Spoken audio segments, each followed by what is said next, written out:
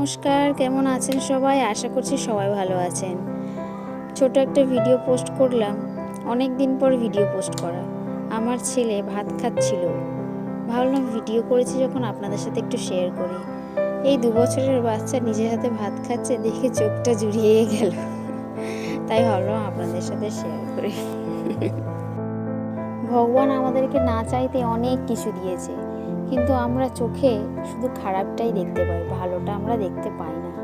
আমাদের সবারই দরকার ওই ভালো জিনিসটা নিজের থেকেই অনুভব করা আর নিজের থেকে ওটাকে খুঁজে বার করা, তাহলে দেখবেন অনেক ভালো আছেন লাইফে।